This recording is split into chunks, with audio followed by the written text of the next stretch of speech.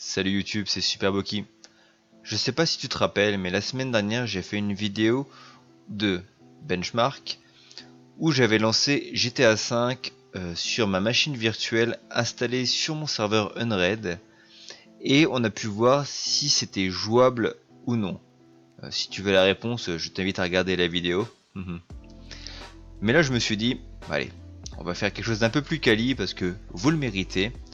Et du coup, si tu es observateur, tu vois que j'ai installé ici MSI Afterburner. Donc c'est un logiciel gratuit qui permet de pouvoir retirer certaines informations comme la charge de CPU, la charge RAM, enfin plusieurs informations qui pourront nous servir pour le benchmark et ils seront toujours en premier plan par rapport au jeu. Donc c'est à dire que là je vais lancer quelques jeux et on verra si en condition de gaming on a un bon rendu. J'arrête mon blabla et on va commencer ça. Donc là, MSI Afterburner est lancé. On voit bien qu'il détecte ma carte graphique, donc c'est très bien.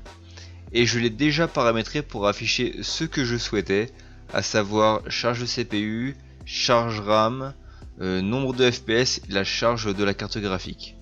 On peut éditer ce qu'on veut voir. Si ça t'intéresse YouTube, je pourrais faire une autre vidéo où je vous montrerai comment paramétrer MSI Afterburner. Donc, on va commencer, donc là je le ferme. On va commencer du coup par GTA V et voir du coup si c'est cohérent par rapport à nos tests de la semaine dernière.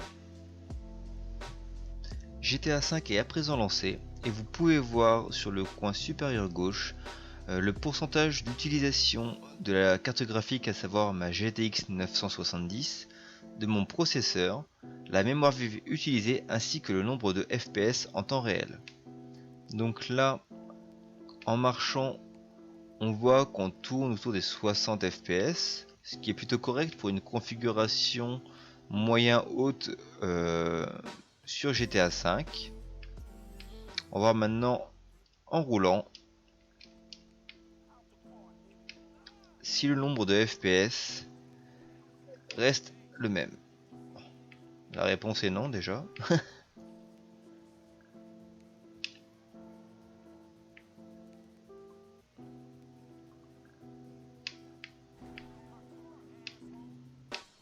On va essayer de prendre un peu de vitesse en allant ici. Alors, on reste sur 50 fps, c'est plutôt pas mal.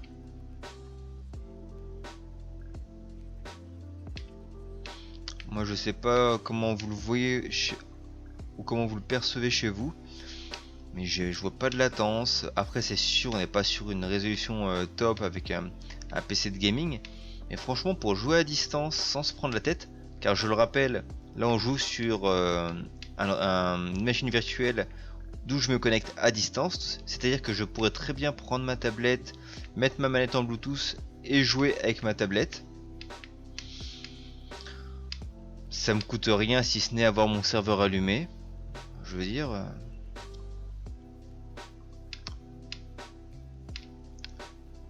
Non, c'est plutôt très bien, hein.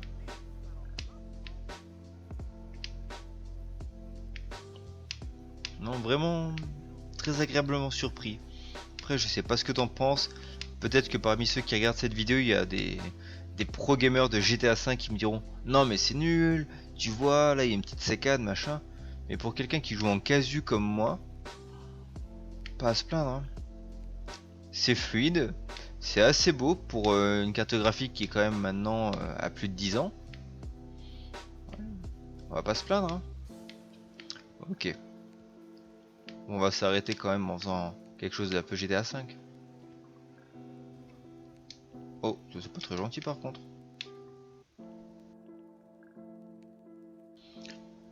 Bon, on va arrêter là pour GTA V. Si vous voulez que je fasse des sessions un peu plus longues, je pourrais les mettre après sur la chaîne. Genre, je pourrais faire une mission entière pour que vous puissiez voir en condition de gaming ce que ça donne. Mais là, juste pour le côté benchmark, je pense que ça suffit. On va passer maintenant à un nouveau jeu qui est un Battle Royale PUBG. On se retrouve maintenant sur PUBG. où vous pouvez voir mon magnifique avatar. D'ailleurs, vous pouvez m'ajouter en ami hein, sur Steam, c'est super Boki, on pourra faire des games ensemble. On va lancer juste une petite partie solo et voir ce qu'il en advient. Donc je pense qu'en termes de ressources, là, j'anticipe un peu. Je pense que ça va être un peu plus compliqué qu'avec GTA V parce que PUBG est un peu optimisé à la... Bref, on va voir. Peut-être que je me trompe. La partie va maintenant se lancer. On va pas aller très loin. On va faire le saut en parachute, l'arrivée et peut-être 1 ou 2 minutes de gameplay juste pour voir comment ça réagit. Donc là, déjà, on voit que les textures sont un peu plus longues à s'afficher. On est quand même à 120 fps, 100 fps pour le moment. On voit que le processeur est quand même déjà pas mal sollicité. Allez. On va sauter.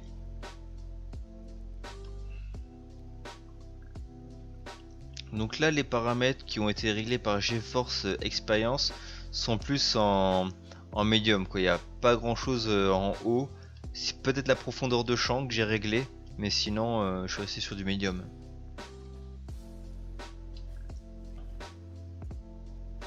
En tout cas c'est pas super beau mais bon. Le jeu en soi n'est pas super beau. J'ai pas vraiment de lag pour l'instant. C'est 50 fps, c'est pas honteux.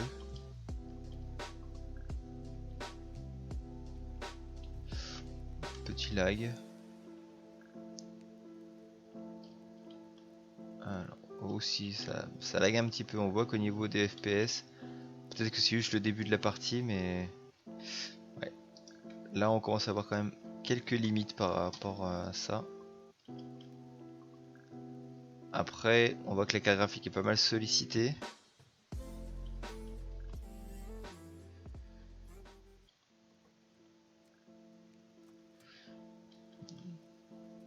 On va essayer d'aller chercher un fight après, voir si je le ressens. Mais là, c'est vrai que c'est... Au niveau de la fluidité, c'est pas super. Donc je sais pas si c'est le jeu qui peine à se charger ou si c'est... Je sais pas. Allez, on va essayer de chercher un fight. Pourtant, on voit bien qu'on est à 60 fps. Hein. Donc le fait que ça saccade, c'est peut-être mon processeur qui peine un peu trop. Oh non, on voit 50%, c'est... Je sais pas.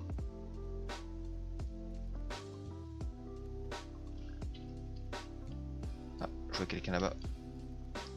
Donc là, je suis pas dans une super situation, comme tu peux le voir. Hein. J'ai une arme qui ne peut pas tirer loin.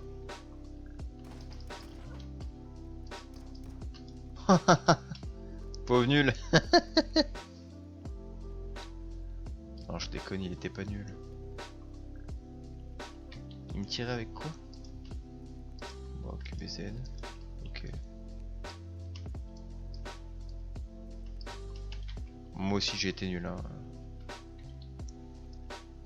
Donc une fois que le jeu est bien lancé, bah maintenant j'avoue que ouais, je ressens moins cet effet de latence. Hein. C'était peut-être juste le lancement qui était un peu compliqué. Parce que là ça va. C'est pas full fluide. Hein, pourtant on est bien aux 60 fps, mais je sais pas si c'est le jeu, la latence avec le fait de jouer à distance ou si c'est ma carte graphique qui affiche ses limites.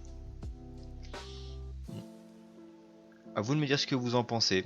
Je pense que pour une utilisation, voilà, casu, tu pars en vacances, voilà. Mais pour une utilisation ouais, où tu es plus vraiment orienté tryhard, où tu veux faire des games, des top 1, je pense que tu peux être un peu desservi un peu par cette utilisation. En tout cas, j'espère que j'ai pu te régaler avec mon magnifique kill au VSS. Tu vois là, je sais pas si t'as vu, mais un petit souci de rafraîchissement. Là, je pense que c'est typiquement dû au fait de jouer avec Parsec à distance. Parfois, peut-être que si j'ai un petit pic en descendant au niveau de ma collection, ça me crée ce petit souci de rafraîchissement. Je sais pas. Par contre, là où je suis quand même agréablement surpris, si au niveau des FPS, je pensais que ça se casserait bien plus la gueule que ça. Ah bah, il suffit que je le dise. Bah, dès que je prends un peu de vitesse avec un véhicule, là c'est un peu plus compliqué, j'ai l'impression. Sans être ridicule, hein.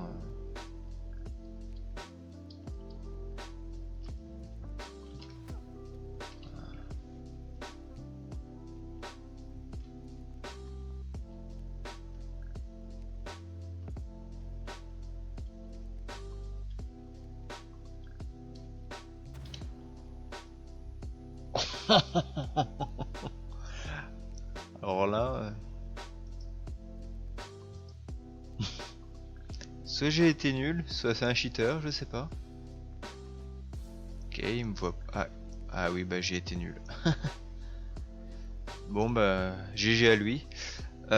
Écoute, c'est tout pour cette vidéo benchmark, on va dire session 2, où tu as pu voir que globalement c'est jouable de jouer à des jeux récents. Euh, Peut-être pas pour un usage tryhard, mais pour du casual, c'est vraiment largement suffisant. Enfin, c'est mon avis. Écoute, dis-moi ce que t'en penses dans les commentaires, ou sinon tu peux toujours nous rejoindre sur le Discord pour en discuter. En attendant, n'oublie pas le petit pouce bleu, et puis abonne-toi, ça me fera plaisir. Allez, salut, à bientôt.